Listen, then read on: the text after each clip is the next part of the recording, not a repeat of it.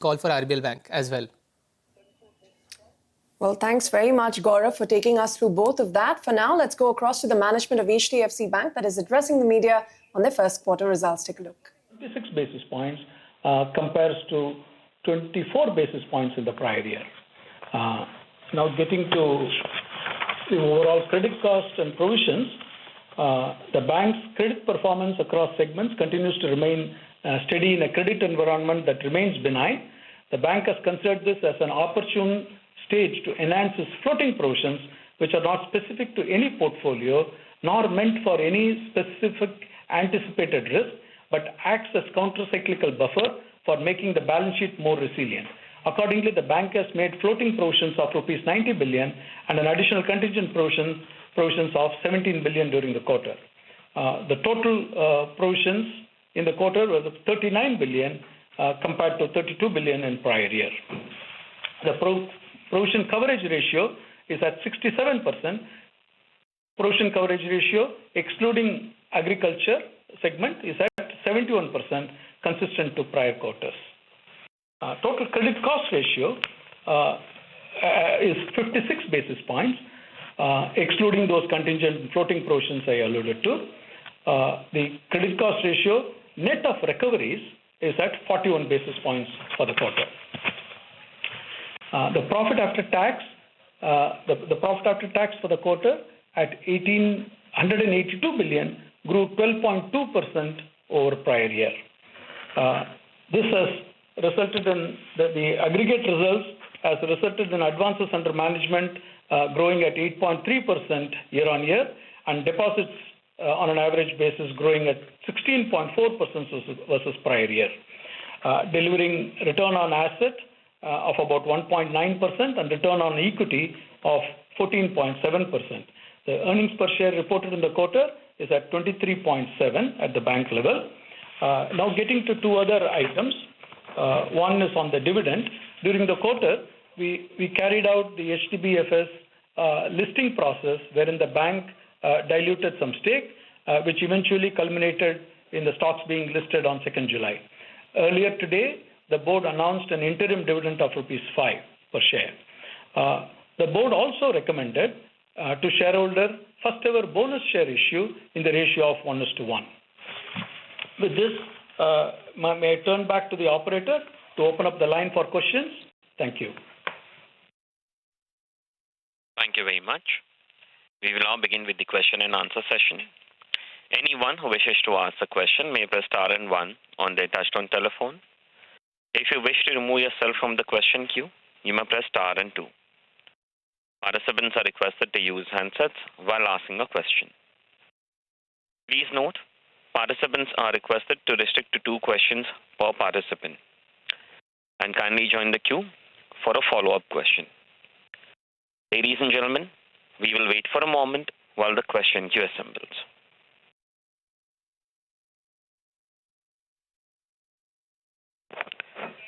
The first question is from the line of Ritu Singh from CNBC-TV18. Please go ahead. Well, hi, and thank you very much for taking our question. Mr. Vaidyanathan, a quick word on asset quality. Is the bulk of the increase in slippages because of the agriculture, the seasonal portfolio, or where else did it come from? And also the contingent provisions and the floating provisions that you've made. Of course, we've seen this as a policy with HDFC that, if you have a one-time exceptional gain, which you've had now this time from HDB, you tend to, increase your buffers. But apart from that, are you seeing any sort of concern on, in any particular segment linked to unsecured? A commentary on that would be helpful as well.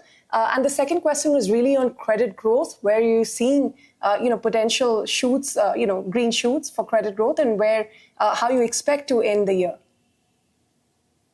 Thank you for asking. First, let me take the slippages. Yes, normally, based on this Kharif and Rabi season, June and December is what the bank has typically seen agricultural credit and slippages elevate in these 2 quarters. And then it starts to subside in the following quarters. So this quarter is no different. It is just that the core, excluding the agriculture, which we have shown, has been very benign and pretty close 102 basis points or so, compared to 96 basis points or so last year. So very, very close outside of the agriculture. And same with the GNPA too, which I alluded to, which is 114 basis points GNPA excluding agri. And the last year was 116 basis points, and last quarter was 113 basis points. So they are consistent and very stable across. So that's one on slippages. The second, you asked about the contingent and the floating provisions. Yes, you're right. At any specific opportunity, we have taken this as an opportune stage to enhance the floating and the contingent provision. It is not meant for any specific portfolio. It is not meant for any specific anticipated risks. These are counter-cyclical buffers for making the balance sheet resilient. And that's where we have intended to and enhance this. And if you look at it, our contingent provisions were about 51 basis points of the total advances. It has moved to 57 basis points, so enhancing the coverage. The floating provisions were at 47 basis points, and with this addition that we have done in this quarter, we have taken it to 80 basis points. And so essentially strengthening our buffers. And these are all floating provisions qualify for inclusion in Tier 2 capital within certain limits. So these have been enhancing our reserve and to some extent provides the Tier 2 capital relief. On the credit growth, Mr. Vaidyanathan, if I may also add, margins, while we've seen it compress across the system because of falling interest rates, when do you as HDFC Bank expect to get back to those 4% kind of levels? One more thing, you'd asked about the credit growth, how the credit growth is. See, if you look at the credit growth, two things are happening. One at the industry level, you're seeing that the credit growth is coming down. Call it between 9% thereabouts. It could be touching 10, but between 9 and 10%. If you look at our credit growth, our AUM, we reported currently a little more than 8% our AUM growth. Last year, if you see March, we closed at about 7%. So we are moving up in the direction of growing credit. You'd asked about where is the focus of our credit growth. There is no one particular portfolio that I would say that we are focused on. Which we have always done, which is have a balanced growth across all of the segments, customer segments we are present. That is how we have started, and that is how we have invested to have across all. However, having said that, you know that the consumption in the country contributes about 60% of the country's GDP. So to that extent, there will be, on balance, more than half focused towards the consumer segment, and which is what we see that the opportunity remains to be taken. And with the food inflation being benign and overall inflation also lower, with the onset of the festival season imminently in the next few weeks, we do expect that there will be greater opportunity in those areas. Having said that, the wholesale also provides the scope to grow and provide the employees in various wholesale relationships also provide retail growth opportunities. So that's one. The other aspect of your follow-up question you asked is about the margin. I wouldn't venture into talking about an outlook of where it will be, but do want to mention that there are cost of funds has been the only item that had inhibited the margin from the 4% to 3.4% thereabouts. Cost of funds had two components in it. One is the borrowing mix was higher than typical what the bank had experienced, 7%, 8% or so, went all the way to 21%. We have brought it somewhere midway between the 7 and the 21 right now. So we have more room to go to get that borrowing retired in course of time. The second thing is about the CASA ratio. One, due to merger, and two, due to the market environment of the rates remaining high, we have seen that the CASA ratio decline. And now, with the rates also going down, the policy rates going down, historically we have seen over the last 10, 15 years that when the policy rate goes down, the CASA ratio industry-wide comes up. Which you have seen even in the industry level, the CASA ratio last year dropped by a little more than 200 basis points or so. So we do expect that if according to what we have seen in the historical past, that the CASA ratio should pick up once the rates have started to come down, which it has started to come down. And there is some lag effect that happens, and that is what we are expecting, and we are resourced both from a branch presence, customer additions, and enhancing our engagement. So no comment on getting back to the 4% kind of levels, Mr. Vaidyanathan? Thank you. Next question is from line of Piyush Shukla from the Hindu Business Line. Please go ahead. Yeah, good evening, sir. Sir, you mentioned higher slippages. It's a seasonal trend where Q1, Q3 you see from agri. But apart from agri, were there other, from where did other slippages come from? Unsecured or, some other segments? One is that. Second is on, just a follow-up to the NIM query. You had, earlier in analyst commentary and all, you had mentioned that within a period of 1 to 2 years, you will reach the pre-merger level of NIM by FY27 end or so. Do you continue to believe that is possible in the current rate environment? And just one last thing, sir, this bonus issue, this is the first time you have actually done it. What was the thought process? Will this be an annual trend from here on? Just some, brief comments on that. Thanks.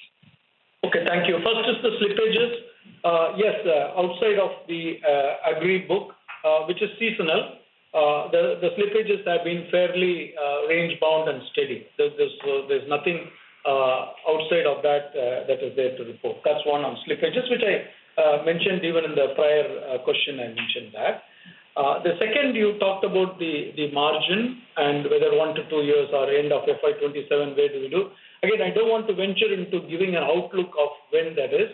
As you know that the margin is dependent upon the rate, the path of the rate in the country and the slope of the yield curve. Both of that does contribute into the margin.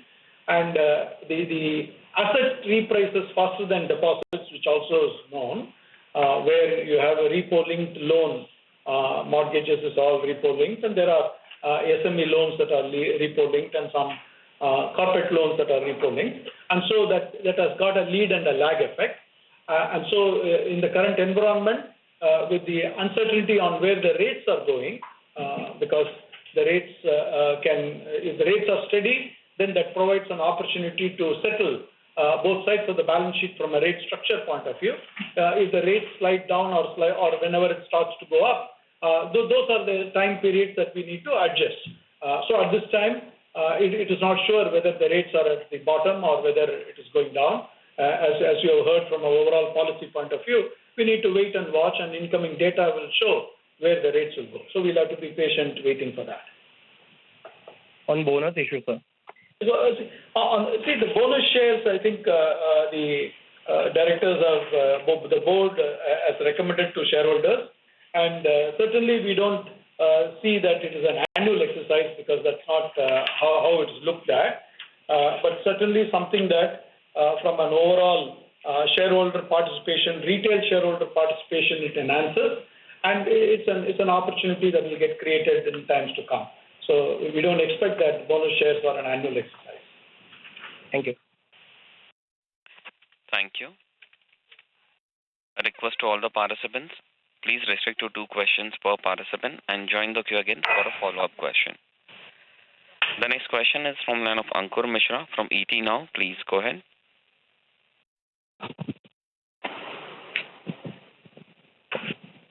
Good evening, everyone. I wanted to understand about your fee income part, whereby it is increased on year-on-year basis to 76 billion.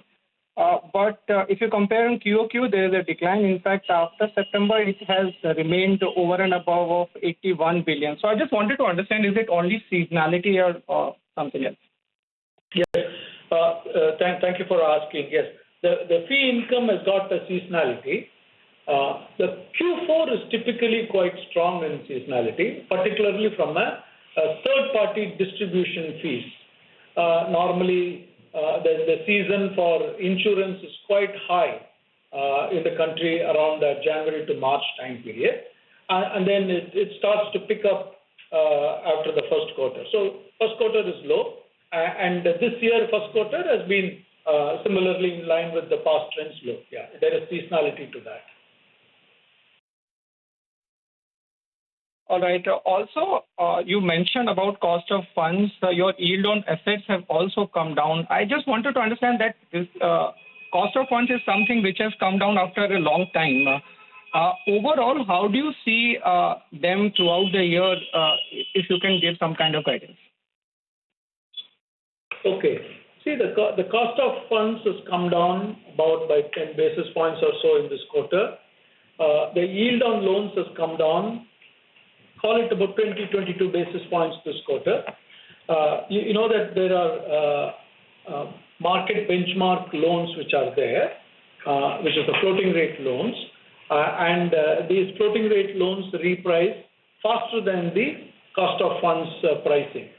And so that is why you are seeing that there is a lead effect coming from yield going down. So it has to stabilize. So from here where it goes, it has to stabilize. The rate has to stabilize. You saw one more rate reduction of 50 basis points from RBI in June. And so that has to factor in fully yet. It is not fully factored in yet in the asset yields. So over the next quarter, it will factor in. And the cost of funds is a managed cost of funds, as you know, that our bank and other banks determine and offer savings rate and time deposit rate appropriately. We competitively price these deposits, and the market has not fully priced in the reduction of the policy rates, which is 100 basis points down from February to June. The cost of funds or the deposit rates are not factored in yet fully the 100 basis points.